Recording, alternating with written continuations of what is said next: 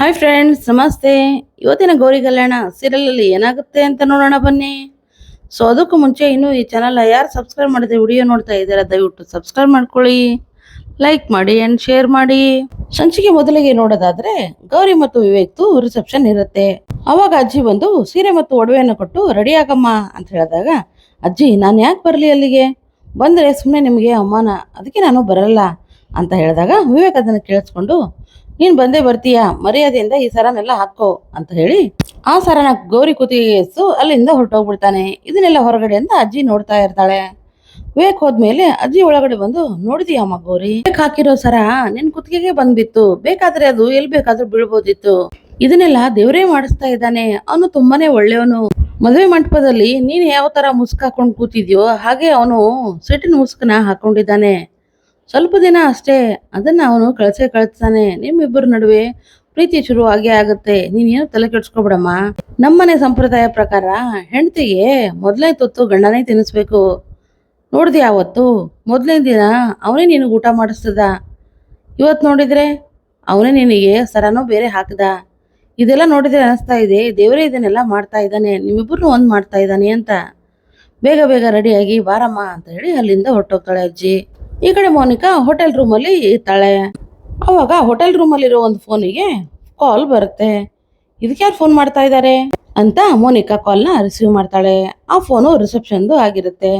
ಆ ಫೋನಲ್ಲಿ ಒಬ್ಬ ಲೇಡಿ, ಮೇಡಮ್ ಅನಿಕೇತ್ ಅವರು ರೂಮ್ ಬಿಲ್ನ ಪೇ ಮಾಡಿಲ್ಲ, ಅವ್ರಿಗೆ ಫೋನ್ ಮಾಡಿದ್ರೆ ಫೋನ್ ರಿಸೀವ್ ಮಾಡ್ತಾ ಇಲ್ಲ, ಸ್ವಿಚ್ ಆಫ್ ಅಂತ ಬರ್ತಾ ಇದೆ, ನಿಮ್ಗೇನಾದ್ರೂ ಅವ್ರು ಸಿಕ್ಕರೆ ಬಿಲ್ನ ಪೇ ಮಾಡ್ಬಿಡಿ ಅಂತ ಹೇಳಿ ಮೇಡಮ್ ಅಂತ ಹೇಳಿ ಅವರು ಕಾಲ್ನ ಕಟ್ ಮಾಡ್ತಾರೆ. ಈ ಕಡೆ ಮೋನಿಕಾಗೆ ಟೆನ್ಷನ್ ಶುರು ಆಗುತ್ತೆ. ಅಲ್ಲ, ಈ ಅನಿಕೇತ್ ಅಷ್ಟೊಂದು ಶ್ರೀಮಂತ ಅಂತ ಹೇಳ್ತಾನೆ, ಇವನಿಗೆ ಬಿಲ್ ಕಟ್ಟಕ್ಕಾಗಿಲ್ವಾ, ಸರಿ ಮಾಡ್ತೀನಿ, ಆಫೀಸ್ಗೆ ಫೋನ್ ಮಾಡಿ ಕೇಳ್ತೀನಿ ಅಂತ ಆಫೀಸ್ಗೆ ಫೋನ್ ಮಾಡ್ತಾಳೆ.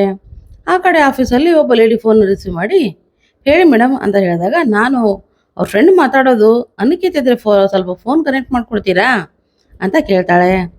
ಇಲ್ಲ ಮೇಡಮ್, ಅವರು ಇಲ್ಲ, ಅವರು ರಿಸೆಪ್ಷನ್ಗೆ ಹೊರಟೋದ್ರು, ಇವತ್ತು ವಿವೇಕ್ ಸರ್ದು ರಿಸೆಪ್ಷನ್ ಇದೆ, ಅದಕ್ಕೆ ಎಲ್ಲರೂ ಹೋಗ್ತಾ ಇದ್ದೀವಿ ಅಂತ ಹೇಳಿ ಫೋನ್ನ ಕಟ್ ಮಾಡ್ತಾಳೆ. ಈ ಕಡೆ ಅನನ್ಯ ಅಮ್ಮನಿಗಾಗಿರೋ ಅವಮಾನನ ಅನಿಕೇತ್ ಮುಂದೆ ಹೇಳ್ತಾ ಇರ್ತಾಳೆ. ಅವತ್ತು ಆ ಗೌರಿ ಮತ್ತು ಕಾಂತಲಕ್ಷ್ಮಿ ಮಾಡಿರೋ ಡ್ರಾಮಕ್ಕೆ ಅಮ್ಮನ್ಗೆ ಇಟ್ಬಿತ್ತು, ಎಲ್ಲರ ಮುಂದೆ ಅಮ್ಮನ್ಗೆ ಅವಮಾನ ಮಾಡಿ ಹೊಡೆದ್ಬಿಟ್ರು, ನನಗ್ ಮಾತ್ರ ಸಹಿಸ್ಕೊಳಕ್ಕೆ ಆಗ್ಲೇ ಇಲ್ಲ. ಆ ಡ್ರಾಮಾ ಕ್ವೀನ್ ಇದ್ದಾಳಲ್ಲ ಗೌರಿ, ಎಲ್ಲ ವಿಷಯನೂ ಹೇಳೇ ಬಿಟ್ಲು, ಅಮ್ಮನ್ಗಂತೂ ತುಂಬಾನೇ ಬೇಜಾರಾಗಿದೆ ಅಂತ ಹೇಳಿದಾಗ, ಹೌದಾ ಹೀಗ್ ಮಾಡಿದ್ರಾ, ಈ ಮನೆಯವ್ರನ್ನ ಮಾತ್ರ ನಾನು ಸುಮ್ಮನೆ ಬಿಡಲ್ಲ, ಇಷ್ಟ ದಿನ ನಾನು ಅವ್ರ ಮುಂದೆ ಬೆಳೆದು ತೋರಿಸ್ಬೇಕು ಅಂತ ಹೇಳ್ತಾ ಇದ್ದೆ, ಆದ್ರೆ ಇನ್ ಮುಂದೆ ಅವ್ರನ್ನ ಹೇಗೆ ತುಳಿಬೇಕು ಅಂತ ಯೋಚನೆ ಮಾಡ್ತೀನಿ, ಅವ್ರನ್ನ ಯಾವುದೇ ಕಾರಣಕ್ಕೂ ನಾನು ಸುಮ್ಮನೆ ಬಿಡಲ್ಲ ಅಂತ ಅನಿಕೇತ್ ಹೇಳ್ತಾ ಇರ್ತಾನೆ. ಈ ಕಡೆ ವಿವೇಕ್ ರೂಮಲ್ಲಿ ರೆಡಿ ಆಗ್ತಾ ಯೋಚನೆ ಮಾಡ್ತಾ ಇರ್ತಾನೆ. ಗೌರಿ ಆಡಿರೋ ಮಾತ್ರ ನೆನ್ಪು ಮಾಡ್ಕೋತಾ ಇರ್ತಾನೆ.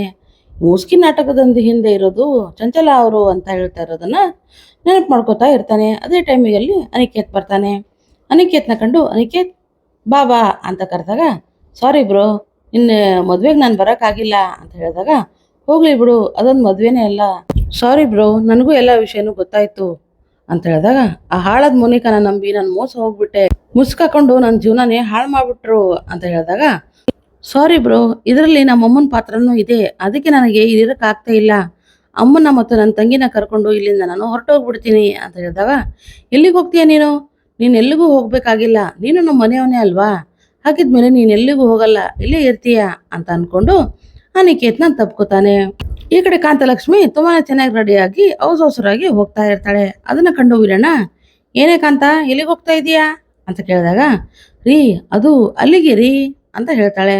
ಅಲ್ಲಿಗೆ ಅಂದ್ರೆ ಎಲ್ಲಿಗೆ ಅಂತ ಕೇಳಿದಾಗ, ದಿನ ಬಂದು ಅವ್ರ ಕುಟುಂಬದವ್ರ ಮನೆಗೆ ರೀ, ಇವತ್ತು ಅವ್ರ ಮನೇಲಿ ವಿವೇಕ್ ಮತ್ತು ಗೌರಿದು ರಿಸೆಪ್ಷನ್ ಇದೆ ರೀ, ತುಂಬಾನೇ ಗ್ರ್ಯಾಂಡ್ ಆಗಿ ಮಾಡ್ತಾರಂತೆ, ಅವ್ರ ರಿಲೇಟಿವ್ಸು ಅವ್ರು ಬೇಕಾದವ್ರ ಮುಂದೆ ನಮ್ಮ ಸೊಸೆ ಅಂತ ಅವಳನ್ನ ಇಂಟ್ರೊಡ್ಯೂಸ್ ಮಾಡ್ತಾರಂತೆ ರೀ, ಅದನ್ನೆಲ್ಲ ನಾನು ಕಣ್ ತುಂಬ ನೋಡ್ಬೇಕ್ರಿ, ಪ್ಲೀಸ್ ರೀ ನಾನು ಹೋಗೋಕೆ ಬಿಡಿ ಅಂತ ಹೇಳಿದಾಗ, ಬೇಕಾಗಿಲ್ಲ ಕಣೆ, ಅಲ್ಲ ಬೆಳಗ್ಗೆ ತಾನೇ ಹೋಗಿ ಅವ್ರ ಮನೆ ಮುಂದೆ ನಿಂತ್ಕೊಂಡು ಅವಮಾನ ಮಾಡಿಸ್ಕೊಂಬಂದಿದೀಯಾ, ನಾಚಿಕೆ ಆಗಲ್ವೇನ ನಿನಗೆ ಮತ್ತೆ ಹೋಗೋಕೆ ಅಂತ ಹೇಳಿದಾಗ, ರೀ ನನ್ನ ಮಗಳು ನೋಡೋಕ್ಕೆ ನನಗೆ ಯಾಕ್ರಿ ನಾಚಿಕೆ, ನಾನು ಹೋಗ್ತೀನಿ ಅಂತ ಹೇಳ್ತಾಳೆ. ಅಲ್ವೇ, ನಿನ್ನ ಮಗಳಿಗೆ ಕೊಡೋದು ರಾಜಮರ್ಯಾದೆ ಅಲ್ಲ, ನೀನು ಹೋದ್ರೆ ಅವಳಿಗೆ ಅವಮಾನ ಆಗುತ್ತೆ, ಅಷ್ಟು ಅರ್ಥ ಆಗಲ್ವಾ ನಿನಗೆ, ಯಾವುದು ಬೇಡ, ಮರ್ಯಾದೆಯಿಂದ ಒಳಗಡೆ ಹೋಗು ಅಂತ ಕಾಂತಲಕ್ಷ್ಮಿನ ಬೈದು ಒಳಗಡೆ ಕಳಿಸ್ಬಿಡ್ತಾನೆ. ಈ ಕಡೆ ಕಾಂತಲಕ್ಷ್ಮಿ, ಏನೇ ಆದ್ರೂ ನಾನು ಹೋಗೋದನ್ನ ನಿಲ್ಸಲ್ಲ, ನಾನು ಹೋಗೇ ಹೋಗ್ತೀನಿ, ಬೇರೆ ಯಾವುದಾದ್ರೂ ಅವತಾರ ಹಾಕ್ಕೊಂಡು ನಾನು ಅಲ್ಲಿಗೆ ಹೋಗ್ತೀನಿ, ನನ್ನ ಮಗಳನ್ನ ನಾನು ನೋಡಬೇಕು ಅಂತ ಅನ್ಕೋತಾ ಇರ್ತಾಳೆ. ಈ ಕಡೆ ಪ್ರೋಗ್ರಾಮ್ ಸ್ಟಾರ್ಟ್ ಆಗ್ತಾ ಇರುತ್ತೆ. ಒಬ್ಬೊಬ್ಬರೇ ಗೆಸ್ಟ್ಗಳು ಬರ್ತಾ ಇರ್ತಾರೆ. ಅದೇ ಗೆಸ್ಟಲ್ಲಿ ಗೌರಿ ದೊಡ್ಡಮ್ಮ ತುಂಬಾನೇ ಕ್ಯೂಟ್ ಆಗಿ ರೆಡಿಯಾಗಿ ವೆಸ್ಟರ್ನ್ ಡ್ರೆಸ್ ಅಲ್ಲಿ ಬರ್ತಾಳೆ. ಅವಳನ್ನ ನೋಡಿ ಸದ್ಗುಣ ಒಂದ್ ಕ್ಷಣ ಶಾಕ್ ಆಗಿ ಹಾಗೆ ಬಾಯಿ ತಕೊಂಡು ನಿಂತ್ಕೊಂಡ್ಬಿಡ್ತಾನೆ. ವಾವ್, ಸೂಪರ್ ಆಗಿದ್ದಾಳೆ, ಯಾರಪ್ಪ ಇವಳು, ಇವಳನ್ನ ಹೀಗೆ ಬಿಡಬಾರ್ದು, ಹೋಗಿ ಮಾತಾಡ್ಸಿ ಬಿಡಬೇಕು ಅಂತ ಅನ್ಕೊಂಡು, ಹಾಯ್ ಮೇಡಮ್, ನೀವು ಎಲ್ಲಿಂದ ಮೇಡಮ್, ಹಾಗೆ ಮೇಡಮ್, ಹೀಗೆ ಮೇಡಮ್ ಅಂತ ಮಾತಾಡ್ತಾ ನಿಂತ್ಕೋತಾನೆ. ನಾನು ಲಂಡನ್ ನಿಂದ ಬಂದಿದ್ದೀನಿ. ಹೌದಾ ಮೇಡಮ್, ನೀವೇನಾದರೂ ಜ್ಯೂಸು ಕೂಲ್ ಡ್ರಿಂಕ್ಸು ಏನಾದರೂ ಕುಡಿತೀರಾ ಅಂತ ಹೇಳಿದಾಗ, ನೋ ನೋ ನೋ, ನಾನು ಈ ಥರ ಕೂಲ್ ಡ್ರಿಂಕ್ಸು ಜ್ಯೂಸು ಇವೆಲ್ಲ ಕುಡಿಯೋದಿಲ್ಲ, ನಾನು ಕುಡಿಯೋದೇ ಬೇರೆ ಅಂತ ಹೇಳಿದಾಗ, ಅದೇ ಮೇಡಮ್ ಅಂತ ಕೇಳಿದಾಗ, ನಾನು ಯಾವತ್ತಿದ್ರು ಹಾಟೇ ಕುಡಿಯೋದು, ಇಲ್ಲೆಲ್ಲ ಹಾಟ್ ಇಲ್ಲ, ನೀವು ಇಟ್ಟಿಲ್ವಾ ಅಂತ ಕೇಳಿದಾಗ, ಅಯ್ಯೋ ಹಾಟಾ, ಇಲ್ಲಿಟ್ರೆ ಮುಗಿದು ಹೋಯ್ತು ಕತೆ, ಸರಿ ಸರಿ ಬನ್ನಿ ಒಳಗಡೆ ಅಂತ ಅವಳ ಹೊರಗಡೆ ಕರ್ಕೊಂಡು ಹೋಗ್ತಾನೆ.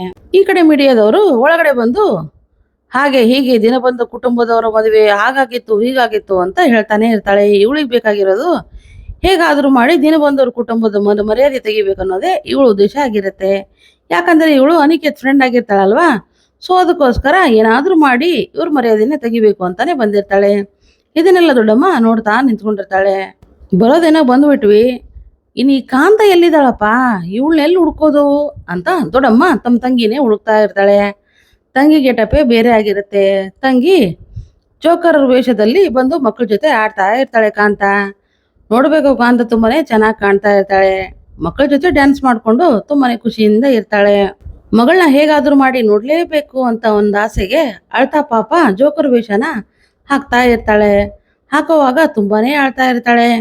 ಇದನ್ನ ನೋಡಿದ್ರೆ ಎಂತ ತಾಯಿಗೂ ಬೇಜಾರಾಗ್ತಾ ಇರುತ್ತೆ.